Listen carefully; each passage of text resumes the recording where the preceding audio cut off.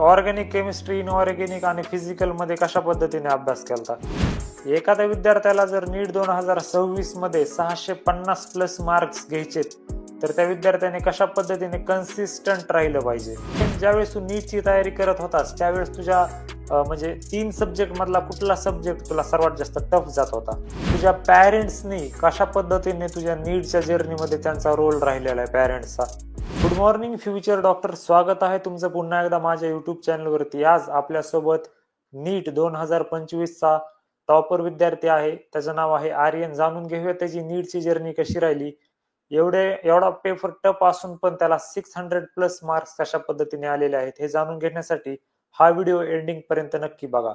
Aryan, please तुझं introduction दे आमच्या व्ह्युअर्सला आणि तुझे किती मार्क्स आलेत आणि किती अटेम्प्ट होता हे सांग. नमस्कार, माझं नाव आर्यन प्रदीप मेहरे. मला यावर्षी नीटमध्ये 610 मार्क्स आहे व हा माझा पहिलाच अटेम्प्ट होता व माझी ऑल इंडिया रँक यावर्षी 806 आली आहे. आणि मला 10वीत 99.2% होते व 12वीत 92% आहे. त्याचबरोबर आणि मी RCC क्लासचा स्टुडंट आहे.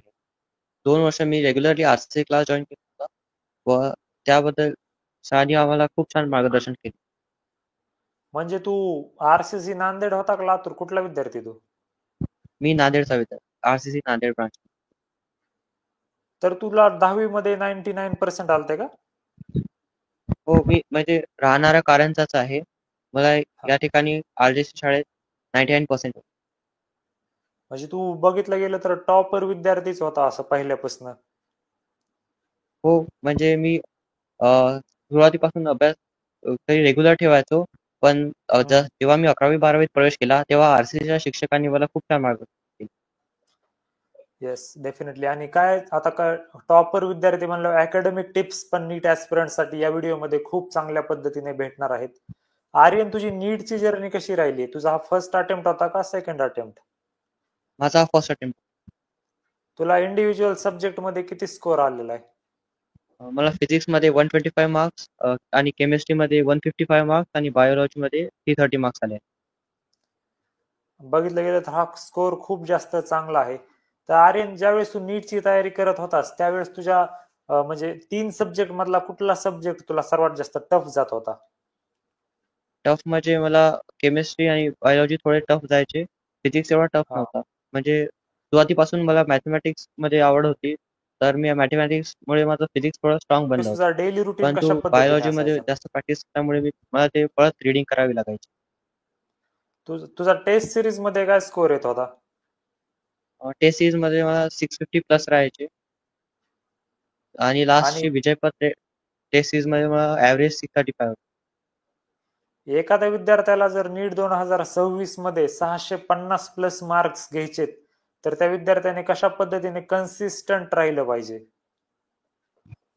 कन्सिस्टन्सी म्हणजे प्रत्येक टेस्ट रेग्युलरली द्यावे व त्याचबरोबर टेस्ट झाल्यावर त्यांचे प्रॉपर प्रकारे अनालाइज करावे आणि सरांनी दिलेल्या नोट्स प्रॉपर प्रकारे वाचाव्यात, क्वेश्चन प्रॅक्टिस करावी. ज्यावेळेस तू नीट ऍस्पिरंट होतास त्यावेळेस तुझा डेली रुटीन कशा पद्धतीने असायचा? डेली रुटीन 12वी मध्ये आमचे क्लास दुपारी असायचे, त्यामुळे मी सकाळी 8 वाजता उठायचो व 8 ते 12 अभ्यासाला बसायचो. आणि त्यानंतर आमची स्पेशल डीपीपी असायची, तेव्हा डीपीपी सोडवण्याला क्लासमध्ये जायचो. त्यानंतर 2 ते 8 आमचा क्लास असायचा. क्लासहून आल्यावर मग घरी परत अभ्यासाला बसायचो. म्हणजे तू बघितलं गेलं तर दिवसभर अभ्यासच करत होता, काही अदर ऍक्टिव्हिटी नव्हता का करत तू? नाही, या 2 वर्षात त्यांच्याकडे मी विशेष लक्ष नाही दिलं. तर आमच्या व्ह्युअर्सला जे मोस्टली नीट ऍस्पिरंट्स आहेत त्यांना हे सांग की तू फिजिक्स, केमिस्ट्री आणि बायोलॉजी या तिन्ही विषयाचा इंडिव्हिज्युअली कशा पद्धतीने अभ्यास केलता? फिजिक्ससाठी मी स्पेशली क्वेश्चन सॉल्व्ह करायचो व क्वेश्चन अशा प्रकारे की त्यांचे थिओरिटिकल बरोबर प्रूफ सहित क्वेश्चन सॉल्व्ह करायचो. म्हणजे आपल्याजवळ एक बॅकअप राहते क्वेश्चन सोडवताना, की हा क्वेश्चन दुसऱ्या एका मेथडद्वारे सुद्धा सॉल्व्ह होऊ शकतो.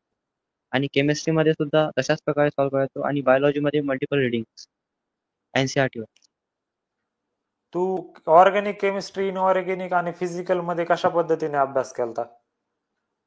ऑर्गॅनिक केमिस्ट्रीचे नोट्स फार छान मिळायचे, त्यामुळे त्याचा खूप फायदा झाला. आणि इनऑर्गॅनिक केमिस्ट्रीमध्ये सुद्धा NCERT wise line to line जायचो आणि त्याचबरोबर त्याचे क्वेश्चन्स जे असायचे आरसीसी बुकलेट मध्ये ते सुद्धा छान प्रकारे असायचे, म्हणजे त्यामुळे चांगला सराव झाला. तुला काय वाटतं आणि आरसीसी बुकलेट मध्ये आणि जे टेस्ट सिरीज मध्ये जे क्वेश्चन होते ते फायनलला आलते का? हो, केमिस्ट्री आणि बायोलॉजीचा विचार केला तर ते भरपूर म्हणजे खूप छान पद्धतीने तसेच क्वेश्चन होते. आर्यन, कशा पद्धतीने तू केमिस्ट्रीचा अभ्यास करत होता? जरा मध्ये डिस्कनेक्ट झालं आपलं. हो, केमिस्ट्रीचा जर फिजिकल केमिस्ट्री जर पाहिलं तर त्यामध्ये आम्हाला फिजिकल केमिस्ट्रीचे नोट्स खूप छान प्रकारे होते आणि त्याचबरोबर त्यांची क्वेश्चन प्रॅक्टिस खूप छान प्रकारे झाली आणि त्यांचे जे क्वेश्चन होते ते हँडमेड असायचे. त्यामुळे कोणत्याही प्रकारचा फिजिकल केमिस्ट्रीचा क्वेश्चन असला तरी तो आम्ही सॉल्व्ह करू शकायचो. आणि ऑर्गॅनिक केमिस्ट्रीचं पण सेम तसंच होतं. नोट्स छान असायचे व क्वेश्चन सुद्धा चांगल्या प्रकारे म्हणजे हाय लेवलचे असायचे. इनऑर्गॅनिक केमिस्ट्रीमध्ये सुद्धा ते लॉजिकल क्वेश्चन असायचे. ते सुद्धा हँडमेड असायचे व त्यामुळे एक्झाममध्ये लॉजिक वापरून क्वेश्चन सॉल्व्ह करण्यात आम्हाला यश आले. विद्यार्थी मित्रांनो, थोडा टेक्निकल एरर आलता. तर आर्यन, तू बायोलॉजीचा अभ्यास कशा पद्धतीने करत होता ज्यावेळेस तू नीट ऍस्पिरंट होतास? बायोलॉजीमध्ये मी एनसीईआरटीवर जास्त फोकस केला. त्याचबरोबर सरांचे जे नोट्स एनसीईआरटी सोबतच काही एनसीईआरटीचे जे एक्स्ट्रा पॉईंट्स लागतात ते नेसेसरी असतात क्वेश्चन सॉल्विंगसाठी. त्यामुळे मी सरांच्या नोट्स सुद्धा प्रिफर करायचो आणि त्याचबरोबर बायोलॉजीसाठी क्वेश्चन्स क्वेश्चन्स आमच्या क्लासमध्ये चांगल्या प्रकारे घेतल्या जायचे आणि टेस्टमधले क्वेश्चन सुद्धा चांगले असायचे. एस्पेशली शेवटच्या विजयपथ राऊंड मधली जी टेस्ट होती त्यातले जे क्वेश्चन होते ते खूप चांगल्या क्वालिटी म्हणजे चांगले कन्सेप्च्युअल व लॉजिकल क्वेश्चन्स होते. तर ज्यावेळेस तू नीटचा अभ्यास करत होतास त्यावेळेस भाग्यनगरमध्ये खूप सारे डिस्ट्रॅक्शन्स आहेत, पुन्हा मोबाईल आहे, सोशल मीडिया आहे, या गोष्टीपासून तू स्वतःला दूर कशा पद्धतीने ठेवलेलंस? नाही त्यांचे मी या गोष्टींपासून सुरुवातीपासूनच दूर होतो. मला या गोष्टी जास्त आवडत नाहीत. म्हणजे जास्त सोशल मीडिया वगैरे यांच्यावर मी आधीपासूनच म्हणजे यांना मी आधीपासूनच निग्लेक्ट करत राहायचो. त्यामुळे या गोष्टीत मी जास्त पडलोच नाही. काही नीट ऍस्पिरंट काय होते, डिस्ट्रॅक्ट होऊन जाते, गेम्स खेळत राहतात. अशा नीट ऍस्पिरंटला तू काय मेसेज देशील? गेम्सपेक्षा आपलं ध्येय साधणं खूप महत्त्वाचं आहे. कारण की पुढील आयुष्यात आपल्या गेम्स आपल्याला काहीच कमी पडणार नाहीत. पण आपण जे अचीव्ह करू ते खूप महत्त्वाचं आहे. Yes, definitely. या खूप मोठी गोष्ट आहे. ज्यावेळेस नीट जवळ आलती, सिलेबस कम्प्लीट झालता, 2-3 महिने राहिलेले, अशा अशा म्हणजे त्या गॅप मध्ये तू कशा पद्धतीने रिवाइज करत होतास? त्यावेळी मल्टिपल रिव्हिजनची खूप आवश्यकता पडते व जे चॅप्टर झालेले आहेत त्यावर एकदा परत एकदा ओव्हरलुक्स करून व त्यांचे शॉर्ट नोट्स वाचून त्या गोष्टी मेमराईज करण्याची खूप खूप जास्त आवश्यकता असते. त्यामुळे क्वेश्चन सॉल्व्हिंग मध्ये सुद्धा मदत मिळते व जास्तीत जास्त क्वेश्चन्स आपले बरोबर होऊ शकतात. त्याचबरोबर आरसीसीने जे आम्हाला नोट्स प्रोव्हाइड केले त्यामध्ये डू ऑर डाय आणि ब्रह्मास्त्र यांचा सुद्धा खूप फायदा झाला. म्हणजे फायनल राऊंडला तुम्हाला दिलतं का सिलेबस वगैरे कम्प्लीट झाल्यानंतर? हो.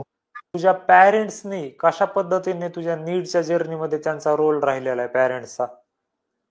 माझ्या पॅरेंट्सनी मला नीटच्या जर्नीमध्ये खूप सपोर्ट केला. त्यामध्ये माझ्या आईने खूप मला सपोर्ट केला. माझ्या आईनेच या क्लासचा शोध लावला व तेथे ॲडमिशनमध्ये देखील माझ्या आईचा खूप मोठा रोल होता. तर तुझा आरसीसी नांदेड सोबतचा एक्सपिरियन्स कशा पद्धतीने राहिलेला आहे? कशा पद्धतीने आरसीसी नांदेडने तुला सपोर्ट केलता नीटच्या जर्नीमध्ये?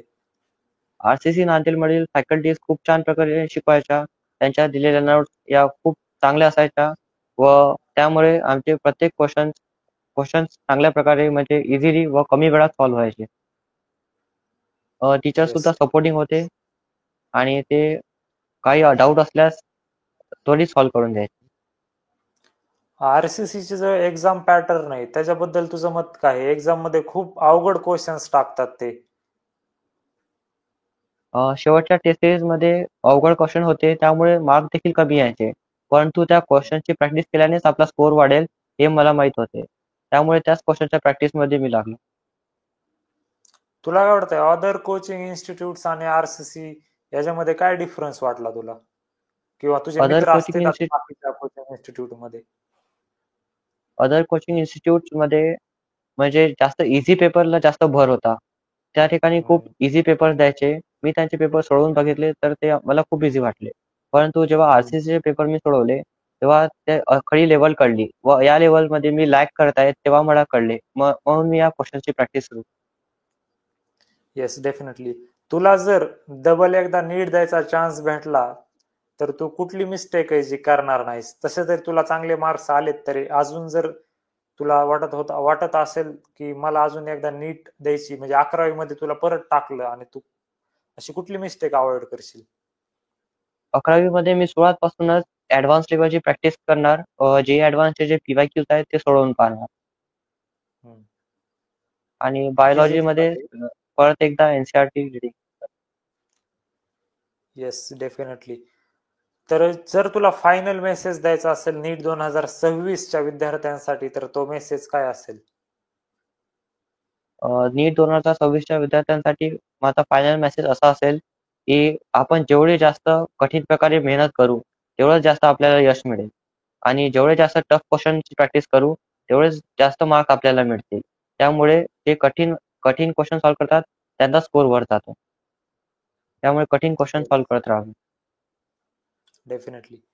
तर आर्यन, थँक्यू सो मच तुझा टाइम दिल्याबद्दल. तर विद्यार्थी मित्रांनो, तुम्ही पाहिलं की नीट 2025चा पेपर इतका टफ असून देखील आर्यनला 600 प्लस मार्क्स आलेले आहेत नीट 2025 मध्ये. अशा पद्धतीच्या इन्स्पायरिंग स्टोरीजसाठी आमच्या युट्यूब चॅनलला सबस्क्राईब करा. Thank you so much.